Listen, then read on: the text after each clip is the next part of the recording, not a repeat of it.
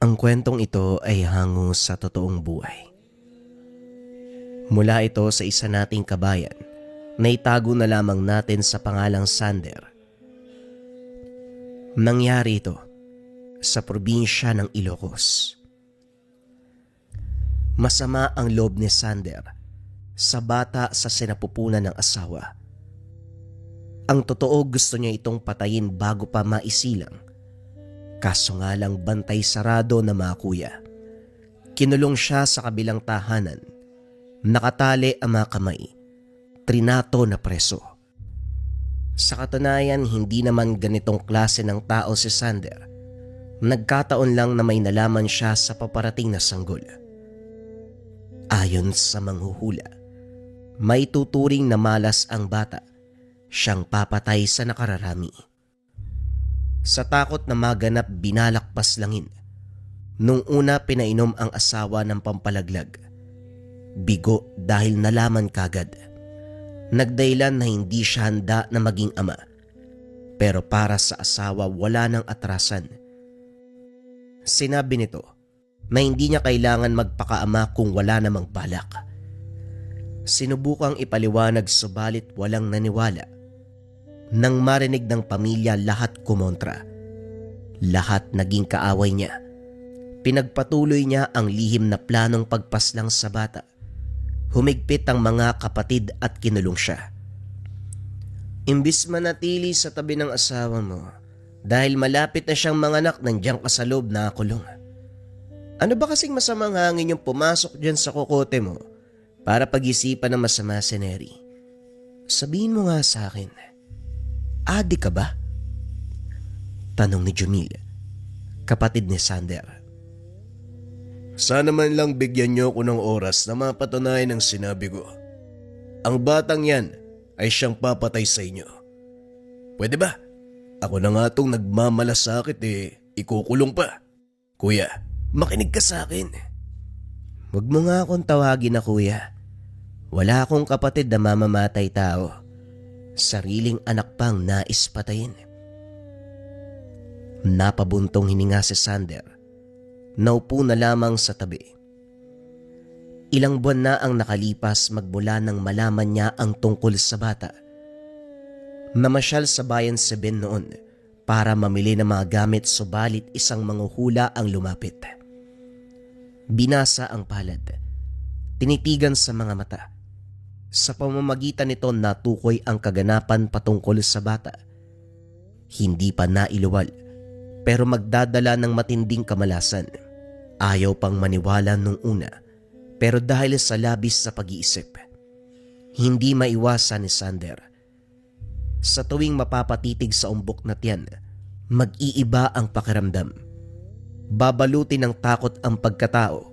Dito na rin nagsimula ang plano na pagpaslang. Napapatanong ang mga kapatid kung bakit mas pinaniniwalaan ang manghuhula. Naisagutin na dahil ito sa nangyari. Maraming taon na ang nakalipas. Bata pa lang siya nang masaksiyan ang dinanas ng yumaong ina. Wala ang mga kuya sa panahong iyon dahil sa nakita sa mga tiyuhin. Binasa ng manghuhula ang kapalaran ng ina. Binaliwala dahil ayaw paniwalaan. Hanggang sa punto na nagkatotoo. Huli na ng mapagtanto. Binawian ang buhay matapos masangkot sa trahedya. Lahat ng kaganapan ng araw na yun ay ang eksaktong sinabi ng manghuhula. Magmula sa araw na yun, umiwas si Sander sa basahan ng kapalaran pero hindi nakaligtas doon sa bayan. Ang ipinagtataka, imbis na kaganapan sa buhay ang mabasa, sa bata na hindi pa isinisilang. Hindi na rin muling nakita ang manghuhula. Gayunpaman buo ang tiwala sa salita nito. Ngayon napapalapit ang araw ng kapanganakan, lalong natatakot sa kakalabasan. Lumipas ang linggo, nagtawag ng komadrona. Nasa tahanan ang lahat. Hindi makapag-antay na makita ang sanggol. Nakiusap si Sander na pakawalan kaso walang nakinig. Ang tanging magagawa ay pakinggan ang hiyaw ng asawa habang inilalabas ang bata. Hindi nagtagal ay naisilang din. Nagmamadali sa paglapit si Jumil para magbigay balita. Sayang talaga. Kamukha mo pa naman yung bata tapos pag-iisipan mo ng masama. Malusog at normal ang sanggol. Hindi kagaya ng sinasabi mo. Napag-usapan namin sa loob na ipadala sa pasilidad para matignan kung normal pa ba yung utak mo. Huwag kang mag-alala. Dadalawin ka naman namin eh. Pinakawalan si Sander, pero inalalayan para maiwasan ang anumang problema. Hinayaang makita ang anak pero salip na matuwa. Lalong natakot. Lalong tumindi ang pangamba ngayon na maipanganak ang bata. Hindi maunawaan kung ano ang meron. May kakaiba na hirap ipaliwanag sa salita. Sinubukang kausapin ng asawa. Binalaan na mag-ingat. Pero sinampal at ito pa mismo ang nag-utos na ilayo siya. Kagaya ng napag-usapan ng mga ito, pinadala sa mental institution si Sander. Hindi pinadaan sa anumang pagsusuri. Pinadiretso dahil na rin sa impluwensya ng kapatid sa namamahala. Inutusan pa na anuman ang mangyari, hinding-hindi papalabasin. Pinagtanggol pa ang sarili pero sa oras na maipasok sa institusyon, wala nang naniniwala sa salita na ituturing na pasyente. Nang makapasok sa silid, laking gulat ni Sander dahil naroon ang manghuhula. Walang pagdadalawang isip na nilapitan. Hindi ako baliw kagaya ng iniisip mo. Sadyang ganito lang talaga ang kahihinatnan. Wala akong sakit sa pag-iisip o sa anumang bahagi ng katawan ko. Ayaw lang paniwalaan ng mga tao na nababasa ko ang kapalaran nila. Hindi matanggap, kaya nagkaisa na ipasok ako dito. Hindi ba ikaw yung binasahan ko? O ano nangyari? Naipanganak na ba ang bata? Wika ni Mang Romeo. Oo, sabihin mo sa akin anong mangyayari. Hindi mo napigilan. Malaking sakuna ang darating sa pamilya mo. Nandito lang din naman tayo. Pag-usapan na natin. Lilitaw ang aswang na sumumpa sa bata. Hindi magtatagal. Magiging halimaw siya na siyang papatay sa nakararami. Kaya nga sinabihan kita na i-dispatch siya bago pa mailabas. Pero bigo ka. Hindi ka ba naniwala sa akin o may iba pang dahilan? Pamilya ko mismo ang kumontra kaya wala na akong nagawa. Kinulong pa nga ako pinag-isipang baliw. Sino ho ba ang aswang? Ano magagawa ko para iligtas sila? Naisip mo pang itanong yan, gayong nandito ka naman. Sa tingin mo ba, makakalabas ka? Natahimik si Sander. Sa sitwasyon mahirap mag-isip ng plano para sa labas. Iilang gwardiya at nurse ang nagbabantay sa kanilang silid. Ilang sandali pa, nilipat sila sa mas pribadong kwarto. Pilit kinausap ang mga nurse at doktor, subalit ayaw talagang maniwala. Ginawa na ang lahat. Pagmamakaawa pero hindi pa rin nakumbinsi. Kung ano-ano ang tinurok at pinainom sa kanya. Pakiramdam ni Sander, tuluyang mababaliw sa ginagawa ng mga ito. Hindi nagtagal na isipang tumakas. Binugbog ang lumapit na nagbabantay. Sinuot ang damit. Kalmadong lumabas ng pasilidad. Bago yon dinaanan si Mang Romeo, kaso wala na ito sa kwarto. Hindi na rin nagtagal sa takot na mahuli. Matagumpay na nakatakas, subalit hindi magawang umuwi ng tahanan. Pinagmasda ng pamilya sa kalayuan. Binibinyagan ang bata. Marami ang bisita. Mga kamag-anak, kaibigan at kakilala. Isa-isang sinuri ng tingin ang mga ito. Hinahanap ang may kahina-hinalang kilos. Inuna ang matatanda na batay sa paglalarawan ni Mang Romeo. Aswang ang sumumpa sa bata.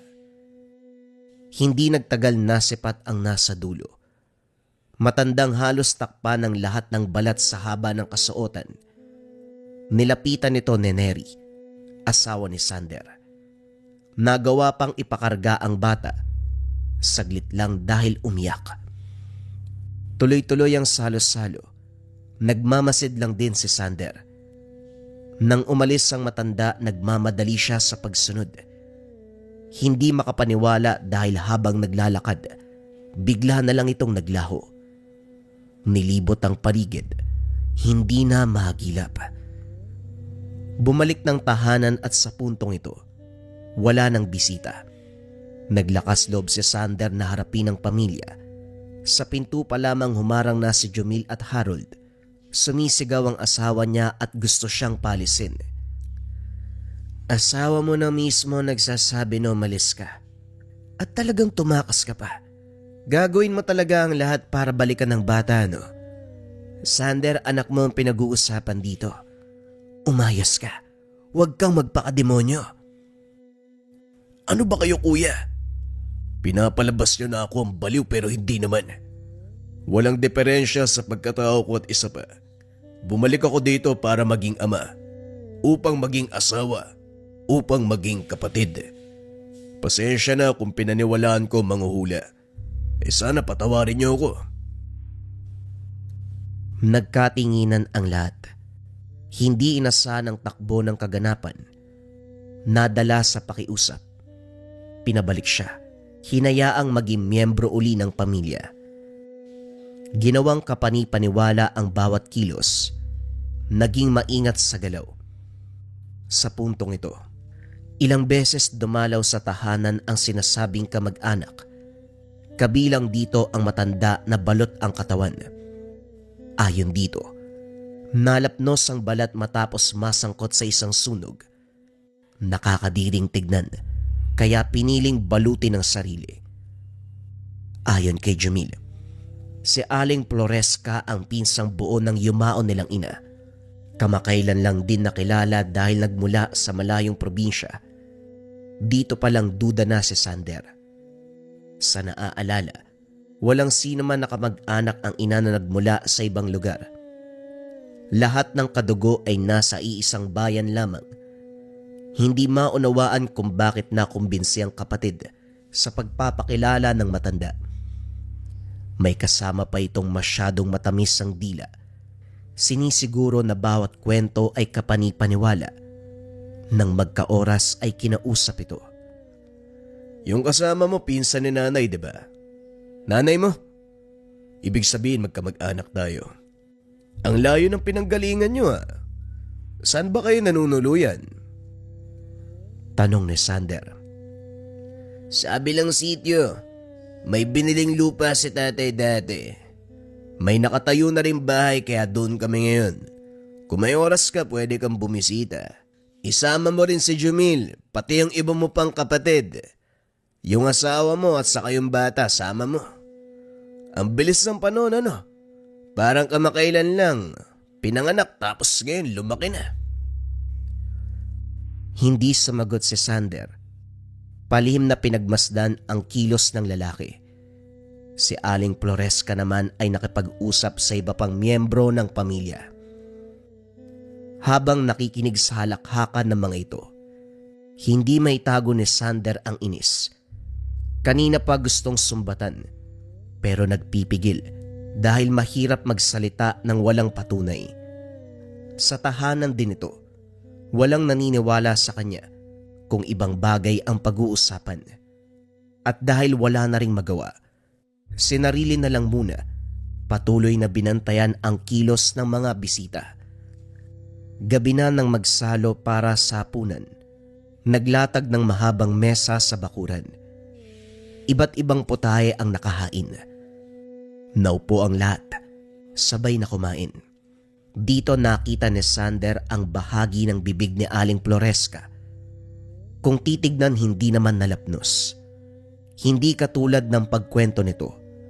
Ninakawan ng sulyap para hindi mahalata. Napansin din na mapili sa pagkain.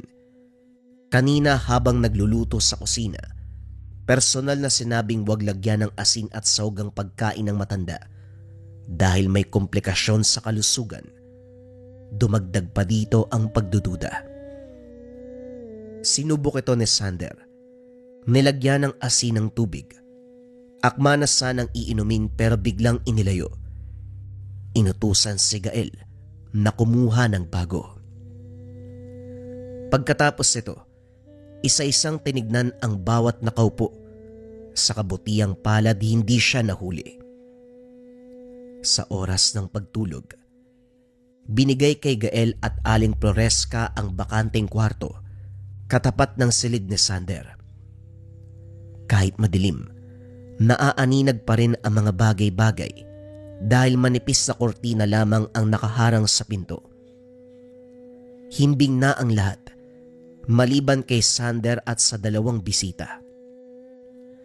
Ilang sandali pa, dahan-dahang naglakad palapit ang matanda.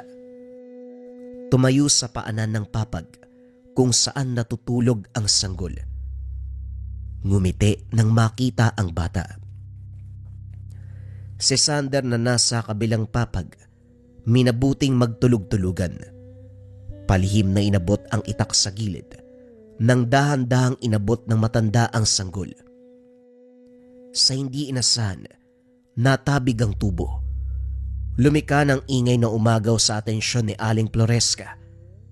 Para maging makatotohanan, naglikot na lamang siya sa higaan upang kunwaring nasagi. Maya-maya pa narinig ang bulong ni Gael. Kinukumbinse ang matanda na wag ituloy ang binabalak. Kinabukasan, nag-iwan ng sulat ang mga ito na umalis bago sumikat ang araw. Pinunta ni Sander ang lugar kung saan sinasabing doon nakatira. Nilibot na ang buong lugar. Nagtanong-tanong kaso hindi mahanap. Wala ring nakakakilala sa mga ito. Sinasabi ko na nga ba? Ang lakas ng loob na bumisita sa bahay. Nagpapanggap pa na kaanak. Akala niya siguro walang nakakaalam sa plano niyo. Subukan niyo lang uli magpakita. Wala akong sasantuhin. Ang lakas ng loob mong magbanta. Porket nakalabas ka sa pasilidad, nagtatapag-tapangan ka na. Nagulat si Sander nang makita si Mang Romeo. Nagawa rin itong tumakas sa pasilidad. Nagawang ibahagi ang kaganapan. Nagtanong ng karagdagang impormasyon para sa bata. Ang sabi nito, kinakailangang wakasan ang buhay ng sanggol bago mauli ang lahat. Nakiusap ng ibang paraan pero wala nang maitulong ang matanda.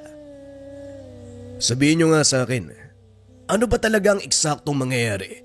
Bakit kamatayan ang sagot sa problemang to?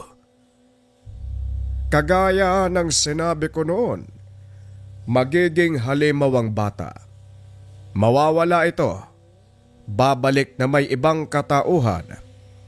Sa oras na mangyari, wala nang takas ang nakararami. Ang payo ko kung sakali mang sumapit ang araw na yon, humingi ka ng tulong sa mga antingero. Habang lumilipas ang panahon, bantay sarado ni Sander ang bata. Nagtataka dahil hindi nagpakita si Aling Floresca o si Gael. Dito na rin nagsimulang mawala ng paniniwala sa hula ni Mang Romeo. Lumaki ang bata na walang problema. Pumasok sa paaralan katulad ng karamihan. Masyadong inosente para sa sinabi ng manghuhula. Ngayon na lumaki ang bata, lampas sa sinabing edad, hindi nangyari ang hula. Napailing na lamang dahil kasabay nito, nabalitaan na pinasok muli ng pasilidad si Mang Romeo. Sa puntong yon kumpirmadong nasiraan ang bait. Sising-sisi kung bakit pinaniwalaan, gayong may diferensya naman pala sa utak. Nagsimulang magbago ang pakikitungo ni Sander sa anak. Buhos ang atensyon at alagang-alaga dahil abala sa trabahong asawa, siya ang naiwan upang mag-asikaso. Hatid sundo sa paaralan, dinadala sa lugar saan man gustong pumunta. Binibigay ang lahat. Hanggang sa sumapit ang araw na may napapansin. Nagsimula sa pagkain na minsan hindi maintindihan. May pagkakataon pa na bigla na lang nagagalit na wala namang dahilan. Isang araw habang nagmamadali sa paganda ng hapunan, napansin ang bata sa likod ng tahanan. Nang hindi sumagot matapos ang ilang beses na pagtawag ay pinuntahan. Laking gulat dahil ang mga sisiw ay wala ng buhay. Pugot ang ulo. Kalat ang dugo. Tulalang nakatitig sa bata. Wala mang emosyon ng muka, pero mababakas na tila ba sinapian. Nagsalita pa ito na nagdulot ng kilabot. Mas masarap po talaga kapag hilaw. Sana ganito lang po yung ihain nyo para ganado po kong kumain. Hinawakan sa magkabilang balikat. Tinitigang mabuti sa mga mata. Hindi maunawaan ni Sander. Ang mga mata nito ay parabang may sariling buhay. Hindi rin kayang makipagtitigan sa mahabang oras. Kagad umiwas ang bata at pasimpleng pumasok ng tahanan. Naiwan si Sander na naguguluhan. Kagad pumasok sa isipan ang tungkol sa hula ni Mang Romeo. Sinunda ng bata kaso nga lang tulog na ito. Himbing na himbing. Lumipas ang gabi at sa kabutiang palad, hindi nasundan ang kaganapan. Kaso nga lang, kinabukasan maaga itong nawala. Tumulong ang mag-asawa at mga kapatid sa paghahanap. Kakarating ng mga ito mula sa trabaho. Sermon ang inabot ni Sander sa pagkawala ng bata. Nagtungo kung saan-saan. Nagpatulong din sa mga otoridad. Sa awa ng Diyos, umuwi ang bata kinagabihan. Parang wala lang. Tuwang-tuwa pa ito. Dumiretso sa pagyakap sa ina. Nakainga ang lahat kaso hindi si Sander.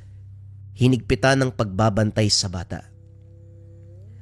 Sa daan palang papuntang eskwelahan, panay ang hinto.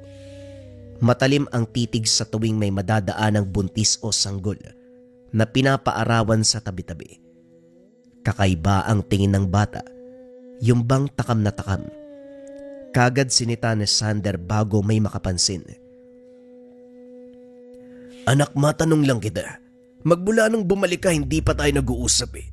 Saan ka ba nagpunta? Bakit bigla kang nawala? May tumawag po sa akin ang sabi niya lola ko siya. Sumama po ako. Ang saya po dun sa pinunta namin kasi ang daming pagkain. Sana ganun din po sa atin pa. Anong klase ng pagkain ang meron doon? Paliwanag mo nga. Karne. Masarap na karne. Napatanda ng krus si Sander. Naputol ang usapan na magsimula na ang klase. Habang nag-aantay, balisa sa pag-iisip kung paano aalisin ang bata sa sitwasyon. Sa kalagitnaan may lumapit na manghuhula. Napatitig dito si Sander. Habang sinusuri nito ang palad niya, dumagdag sa alalahanin ang sinabi nito. Nangyari na. Nangyari na. Mag-iingat ka. Hindi magtatagal magsisimula ang pag-aasik ng lagim. Mag-ingat ka. Mag-ingat kayong lahat. Dumako ang tingin ni Sander sa silid-aralan. Tanaw ang anak na nakatitig sa buntis na guro. Lihim na napadasal na sana'y mapigilan ng bata ang anumang pagnanais sa buntis. Sa kabutiang palad walang nangyari. Nang uwian na nataranta si Sander, nakitang nakipagsabayan sa paglabas ng karamihan pero hindi ito lumapit. Na parabang naglaho na lamang bigla. Guro lang din ang naroon sa silid. Naagaw ang atensyon dahil nagrereklamong masakit ang tiyan. Ilang sandali pa nagdudugo ito. Dali-daling tinakbo ng kapwa guro sa pagamutan dahil dito duda si Sander na kagagawan ng anak. Nagpatuloy sa paghahanap at sa kabutiang palad. Natagpuan pero nasa kalagitnaan ng gubat. Ang kinagulat pa ni Sander, duguan ang bibig at mga kamay. Nakabulagta sa harapan ng kambing. Wala ng buhay. Walang imik na napatitig sa bata. Nang may masmasan, nilinis ito at siniguradong walang makakaalam sa nangyayari. Muling humantong sa desisyon na ikulong ang bata. Hindi nagpatalo sa salita ng asawa at mga kapatid. Nagalit ang mga ito sa ginawa. Hindi nagpaliwanag si Sander. Walang sabi-sabi. Tinago ang susi at binantayan ang pinto ng kwarto. Kahit ang bata ay iyak ng iyak. Nababaliw ka na ba, Sander? Nung una gusto mong patayin si Joy habang pinagbubuntis ko. Ngayon naman kinulong mo. Ano bang problema? Ang anak natin ang problema, Neri. Hindi na siya normal. May nangyayari. Kung noon pa man nakinig ka sa akin, hindi tayo aabot sa ganito. Nagsimula ng malaking gulo. Ayan ka na naman, bumalik ka na naman sa hula-hula na yan eh. Ano kaya ang binulong ng manghula para maniwala ka? Sander, pakawalan mo ang bata. Nahihibang ka na. Nagkapisikalan. Nagpupumilit itong buksan ang pintuan. Ginawa ni Sander ang lahat para hindi makawala ang bata. Ano ba? Pwede ba kahit ngayon lang makinig kayo sa akin? Sa tingin nyo ba kailangan nasasaktan sa nangyayari? Ako rin. Anak ko yan eh. Maniwala kayo, ginagawa ko lang ang tama. Kung hahayaan nating malayang makakilo si Joy, hindi lang yung guro, hindi lang hayop ang mabibiktima. Oh, anong kinalaman ng anak natin? Neri, Kuya Jumil, hindi normal si Joy. Aswang siya. Kanina tinititigan niya ang maestra na buntis. Paglipas ng ilang oras na kunan, nawala siya sa eskwelahan. Natagpuan ko sa gubat kumakain ng kambing. Hindi na tama ang nangyayari. Naging halimaw na ang anak ko. Nahihibang ka na nga. Siraulong to. Sa inyong dalawa ni Joy, ikaw pa ang halimaw. Pakawalan mo ang bata. Muling nagkasubukan ang magkapatid. Hanggang nabuksan ang pintuan. Laking gulat dahil wala na ang bata. Wala namang nakabukas sa bintana. Wala ring ibang pintuan. Kanya-kanya sa paglabas para maghanap. Dumiretso si Sander sa bakanting lote kung saan iniwanan na nakapastol ang mga hayop. Sa daan pa lang nakasalubong ang nagwawala na mga kambing. Pagdating sa unahan tanaw ang anak. Nakayuko. Nginangat-ngat ang laman ng hayop. Dali-daling lumapit pero paglingon, siya naman ang inatake. Hindi na may kakaila ang bata. Nagbago ang muka. Agresibo. Mabangis. Walang makikita sa muka kung hindi ang kagustuang makapatay. Sumigaw ng sumigaw si Sander. Tama na narinig ng asawa at kapatid. Maging ang mga ito ay hindi nakakilos. Matapos ang pagpigil sa mga atake, naitulak palayo ang bata. Sa puntong ito umangil. Tumakbo sa dilim. Sila na naiwan. Walang nakaisip na humabol. Tulala ang lahat. Hindi lubos maisip ang kinahinatnan ng bata. Pagdating ng tahanan, wala ni isa ang nakaimik. Hanggang sa binasag ni Sander ang katahimikan. Nakita nyo na? Kung noon pa man naniwala kayo sa akin, hindi tayo aabot sa ganito. Wala na si Joy. Halimaw na siya. Ang asawa na si Neri, kapatid na si Jumil at ang iba pa ay hindi nakapagsalita. Tinigil na rin ni Sander ang panunumbat. Sa halip hinanap ang mga hula. Hindi na umasa kay Mang Romeo dahil nakakulong sa mental. Ang punto ngayon, yung huling lumapit, ang matandang babae. Nahirapan dahil hindi kilala ang pangalan. Sa pagtatanong, itsura at kasuotan lamang ang inilarawan. Sa kabutihang palad may nakapagturo, kaso maigpit ang babala. Kuya, si Aling Rosa hindi makausap ng matino. Matapos ang ilang dekada bilang manghuhula, medyo naapektuhan ng pag-iisip Sa kubo mag-isang nakatira. Ako nagsisilbing tagate ng pagkain at inumin. Kaanak kasi ng nanay ko kaya nagmamalasakit na lang din. Ano po bang sadya niyo sa kanya? Isa rin po ba kayo sa malas na binasa niya ng kapalaran? Kung ito po ang pag-uusapan, sa palagay ko, titino yan. Sa kwento nito, ilang tao ang humantong sa kamatayan matapos magkatotoo ang hula ni Aling Rosa. Iilan na rin ang nagtungo sa tahanan nito para manumbat. Minsan pang tinawag na mangkukulam na ginagamit ang panguhula bilang paraan ng pambibiktima. Sa ngayon hindi na ito bumalik sa pwesto sa bayan dahil pinagdidiskitahan ng mga tao. Sa kubo, nakita ni Sander ang matanda.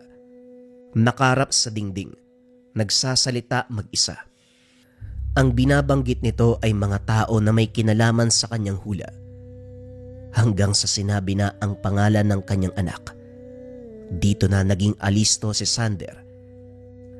Ang sabi nito, nagsimula na ang pambibiktima ng bata, kasalukuyang naghasik. Inilarawan nito ang lugar na kinaroroonan. Ito na rin mismo ang nagrekomenda kung sinong albularyo ang lalapitan. Pinasama si RJ para matunton ang tahanan. Kuya, yung albularyo na yan, ang tingero din yan saka pumapatay ng aswang. May kapatid yan na manghuhula. Balita ako dinala sa mental kasi nasiraan ng bait Kung makakausap mo, sabihin mo kaagad ko noong pakay. Ayaw kasi ni Mang Julio ang paligoy-ligoy Pagpasok sabihin mo, aswang anak mo. Alam niya na ang susunod na gagawin. Sinunod ang payo ng binata. Pinagtapat kaagad ang sadya sa harapan ng albularyo. Kasalukuyan itong naghihimay ng mga dahon. Nahinto nang marinig ang pakay. Tumitig ito. Sinuri ang pagkatao ni Sander na parabang sa pamamagitan nun, inalam ang buong kaganapan. Nagulat siya nang mahulaan ang eksaktong pangyayari mula sa umpisa hanggang sa mga oras na ito. Ako nang bahala sa bata at sa Yumanggaw. Lilinawin ko lang din na hindi ako sigurado kung mabubuhay ang bata pagkatapos ng gagawin ko. Kapag akong kumilos, kamatayan na nga abuti ng sinuman. Handa ka na bang magpaalam sa anak mo? Natahimik si Sander. Kahit halimaw ang bata hindi may tatanggi ang pagmamahal dito. Kinumbinse ang antingero na maghanap ng ibang paraan. Nakiusap na dakpi ng bata. Pagalingin mula sa pagkaaswang. Kaso nga lang, hindi ito gumagamot ng yanggaw. Para sa matanda, patayan kung patayan. Wala ring nagawa ang pag-alok ng pera o ari-arian. Hindi magbabago ang desisyon ng matanda. Dahil dito, hindi muna nakipagkasundo. Nagtanong kay RJ kung meron pang kakilala maliban kay Mang Julio. Meron naman, kaso nasa malayong probinsya at hindi sigurado kung tutulong dahil masyadong abala sa ibang bagay. Sa pag-aalala sa sitwasyon ng anak, hindi na kaya pang mag-intay ng ilang araw. Bumalik sa tahanan ni Mang Julio. Wala sa sariling pumayag. Ngumiti ang matanda. Pinangakong gagawin ang lahat, mailigpit lang ang bata. Umuwi siya, dala ang balitang iyon. Inasa ng galit ng pamilya. Kinalaban siya ng lahat sa padalos-dalos na desisyon. Pinunta ng tahanan ni Mang Julio subalit wala ng tao. Nagpaiwan si Sander. Sakto namang dumating si RJ. Dinala siya ng binata sa kabilang sitio kung saan naroroon ang anak. Uhaw na uhaw. Gutom na gutom. Inubos ang nakapastol na mga hayop. Hindi pa nakontento. Nagtungo sa bahay-bahay para maghanap ng mabibiktima. Nagmamadali sa pagsunod si Sander pero pinigilan ng binata. Kuya, dinala kita dito para malaman mo ang nangyayari. Hindi para mangialam ka. Sa tingin mo ba kikilalanin ka ng anak mo? Hindi na tao yan. Aswang yan. Lahat ng makikita susunggaban kakainin. At kapag nangyari yun, hindi ka bubuhayin. Antayin natin si Mang Julio. Hindi mapakali si Sander. Inabot ng madaling araw kakaantay sa antingero pero hindi ito dumating. Hindi na mahagilap ang bata. Naginala na ang mga tao sa kaganapan lalo na sa mga hayop. Nagsimula na rin ang usap-usapan na inaswang muli ang lugar. Kung ano-ano ang sinabi tungkol sa limaw, bagay na ikinagalit ni Sander. Mabuti na lamang nariyan si RJ para umalalay. Paulit-ulit na pinaalalahanan. Dahil wala si Mang Julio, umuwi na lamang si Sander. Naabutan ang pamilya na nagplano na hindi siya kasama. Nagutos ang mga ito sa antingero para huliin ang bata. Hindi siya nakapalag dahil sa puntong ito. Wala nang nakikinig kahit anong paliwanag na nakipagkasundo na kay Mang Julio. Kinagabihan, nauna ang grupo sa pagbalita. Nasipat si Joy sa kabilang bayan. Kasalukuyan pang tinutugis. Habang nakikipag-usap ang tao, napansin ni Sander na hindi kapanipaniwala ang sinasabi. Pilit siningit ang tungkol sa bayad. Ang asawa naman ay walang ano-ano na nagbigay kagad. Pagkaalis ay sinundan. Nakumpirmang pineperahan lamang. Nagtungo sa tubaan at walang tigil na uminom. Sakto namang kilala ng tendero. Aniya, ang suot na anting-anting ay peke at hindi totoong mga antingero. Sa galit ni Sander binugbog isa-isa. Umuwi ng tahanan at kinausap ang asawa. Ako na, Neri. Ako nang bahalang umayos sa problemang ito. Tignan mo, yung tinawag yung antingero, peke naman. Magtiwala ka sa akin. Iuwi ko si Joy. At anong iuuwi mo, bangkay ng anak natin? Di ba yan ang sabi ng antingero? Magagawa mong patayin ang sarili mong anak? Kayo, sa tingin nyo ba papayag ako kung may iba pang paraan? Anak ko ang pinag-uusapan dito. Kaya wag nyo akong tratuhin na madali lang sa akin ang lahat. May tiwala ako kay Mang Julio.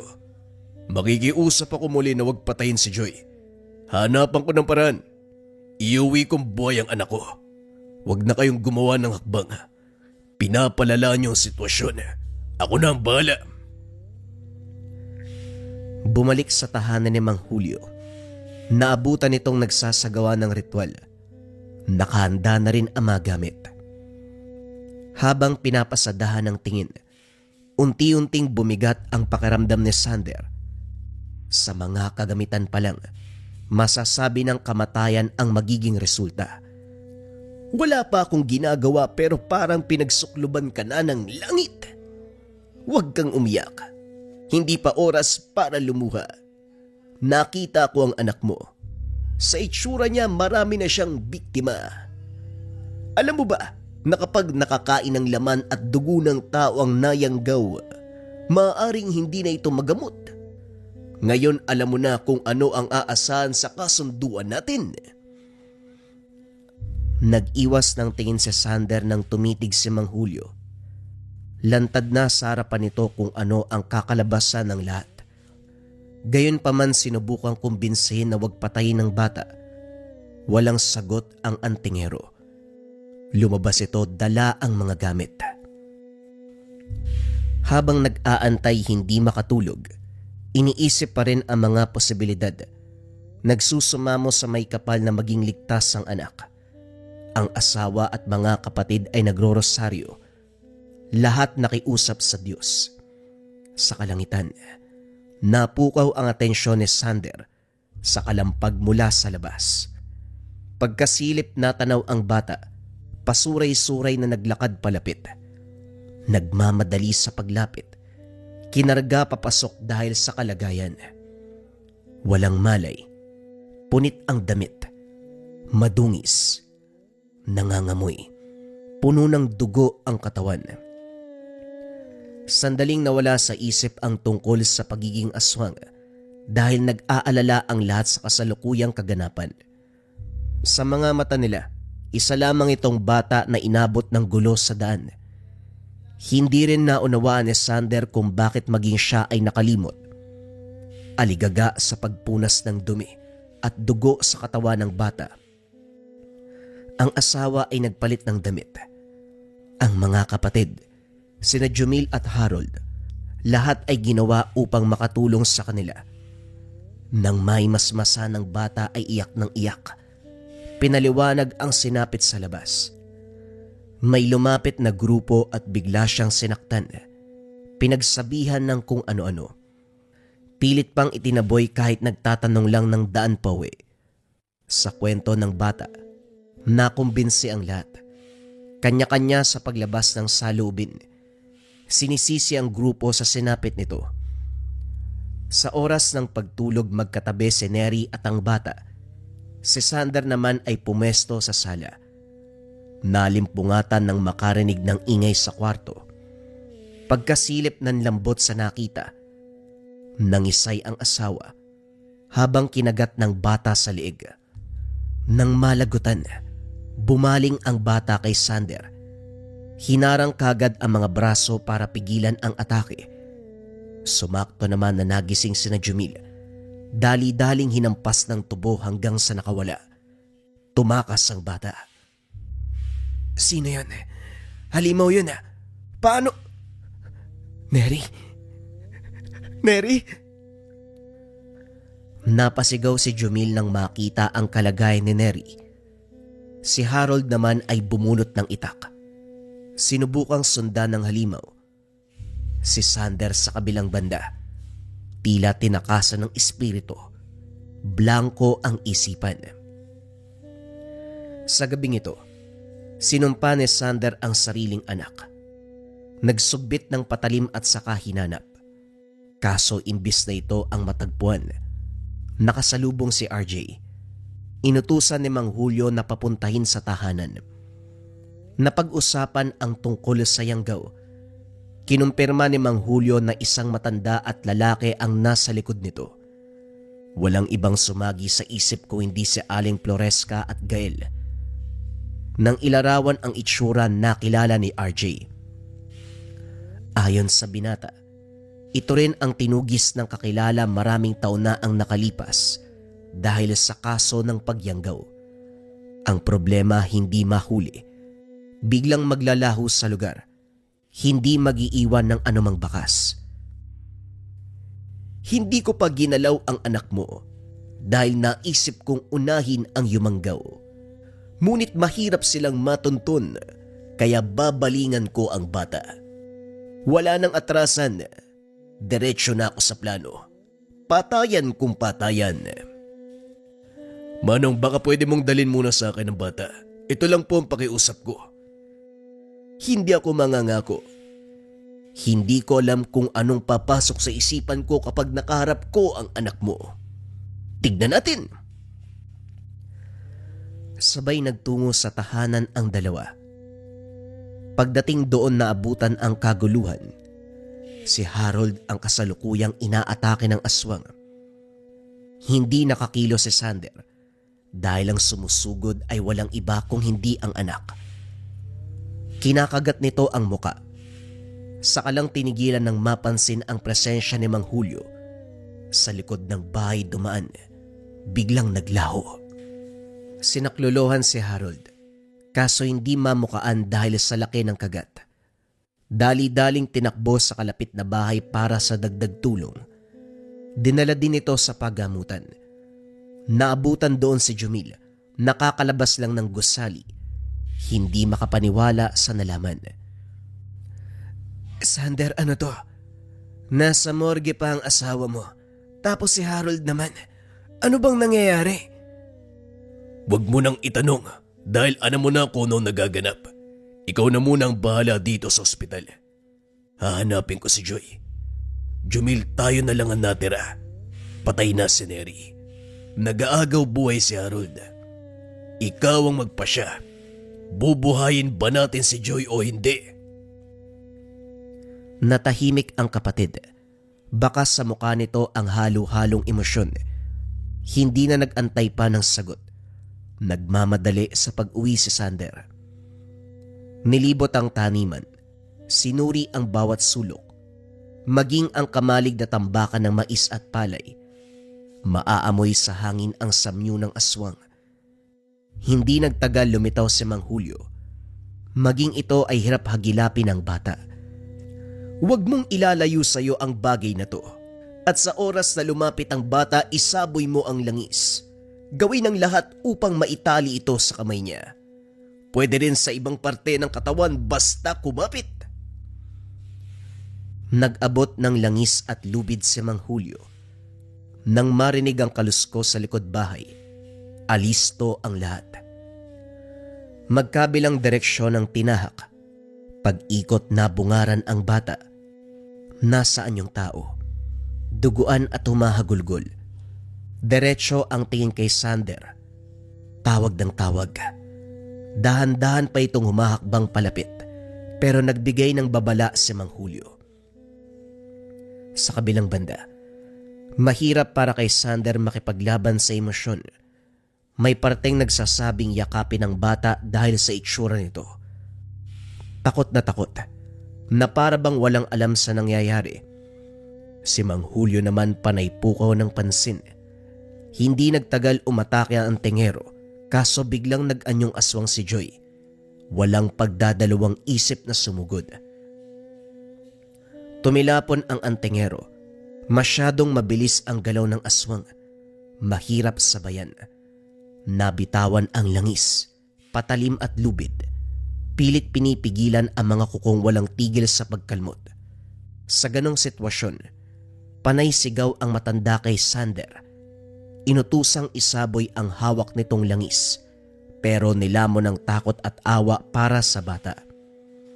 Mabuti na lamang nagawa ng paraan ni Mang Julio. Nang maabot ang patalim, kagad itong sinaksak. Sinundan ng pagsaboy ng langis at paglapat ng orasyon. Kagad nagwala ang bata. Takot na takot habang nakabaluktot. Bagya pang umusok ang balat sa epekto ng langis. At dahil wala sa wisyo si Sander, si Mang Julio na lang din ang mag-isang nagtrabaho. Nang may masmasan, nakita ang anak na nakatali sa higaan. Walang malay. Si Mang Julio naman ay nagsimula ng magritual. Bumaling ng pansin nang magising na siya. Lilinawin ko lang. Pumili ka. Pupuksain ang bata o bubuhayin? Siyempre ho bubuhayin. May paraan po ba para mabuhay ang anak ko? Meron naman talagang paraan.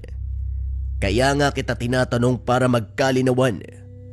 Gusto ko ng katahimikan kapag sinimula ng ritual. Ano man ang makita mo, ano man ang gagawin ko, o magiging reaksyon ng anak mo, wag na wag kang mangingialam kung ayaw mong lumipat sa'yo ang sumpa ng aswang.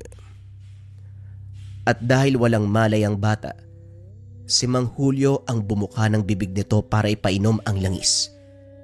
Sinundan ito ng mahabang ritual. Sa patuloy na pagsambit, unti-unting naglabas ang reaksyon ng katawan ng bata. Pabigla-bigla kong gumalaw, na para bang inaangat ang sarili. Nagmulat ang bata at sumigaw ng sumigaw. Naging malikot. Nais makawala. Muli itong pinainom ng langis. Lumala ang pagsigaw. Halos mabati ang buto dahil sa kakulitan. Huminto sandali si Mang Julio. Tinignan ng bata. Pagkuway naglabas ng patalim sabay lapag sa harapan. Bumalik ito sa pag-usal. Nag-utos na ilawa ang sumpa subalit itinikom ng bata ang bibig. Naging malupit ang antengero. Hinampas ng lubid pero nagmamatigas pa rin. Nang mga sumunod na sandali, nakawala ang isang kamay na kagad dumapo sa mukha ni Mang Julio. Tumigas ang reaksyon ng matanda. Walang pagdadalawang isip na gumante ng sampal. Sinampal ng sinampal hanggang sa mawala ng malay. Sa puntong ito dinampot ang patalim. Hiniwa ang tagiliran. gamit lamang ang mga daliri. Hinugot sa loob ang maliit na bato. Dali-dali itong binalot ng papel na sinulatan ng dasal sabay babad ng langis. Kagad ginamot ang sugat at maayos na binendahan. Bumaling ang matanda kay Sander. Mas malala sana ang gagawin ko sa kanya. Isasabay sana sa libing ng asawa mo ang batang ito. Pero magdiwang ka para sa bata. Ligtas na siya. Wala sa sariling napayakap si Sander Santingero. Paulit-ulit na nagtanong. Ilang beses nilinaw para makasigurado. Gayon pa man nawala ang ngiti nang maalala ang ginawa nito sa sariling ina at sa Chewin. Walang gana na naupo sa tabi nito. Nakaligtas ka nga sa pagiging aswang. Pero 2 buhay ang sinira mo. Nanay mo pa. At yung Chewin mo, hindi ko alam kung buhay pa ba. Sa dinabi-nabi ng tao sa mundo, bakit kailangan pamilya pa natin ang patayin mo? Maraming posibilidad sa mundong ito, iho. Posible na mas malala pa rito ang dinanas ng iba. Hindi lang natin alam. Walang makakapagsabi. Sa kabila ng lahat, magpasalamat ka na lang dahil buhay ang bata. Ipagdasal na lang natin ang asawa at kapatid mo. Gabayan nawa ang kaluluwa saan man sila mapadpad. Iiwanan kita ng mga gagawin. Hindi na ako magtatagal. Pinasulat na lamang ni Sander dahil hindi pa handang tumanggap ng ano ang isipan. Okupado sa kaganapan. Wala nang pag-asa na mahanap si Aling Floresca at Gael. Ipinagdasal na lamang sa Diyos ang mga ito. Si Mang Romeo naman na unang humula ay hindi na naabutan sa pasilidad. Tuluyang tinakasan ng bait. Kinitil ang sariling buhay. Pagdalaw kay Aling Rosa, hindi na rin makausap. Dito na laman na magkapatid ang dalawa, parehong manghuhula. Habang nakaburol ang katawan ng asawa, ikinulong ni Sander ang anak sa kwarto. Salitan ang pagbabantay nila Jumil para masiguradong wala itong gagawin. Gumaling na sa Yanggaw, pero ang maigpit na babala ni Mang Julio, mas mainam wag munang palabasin. Tuloy-tuloy pa ang gamutan sa pamamagitan ng pag-inom ng langis. Hanggang sa nailibing ang asawa, ilang buwan bago hinayaang lumapit sa tao ang bata.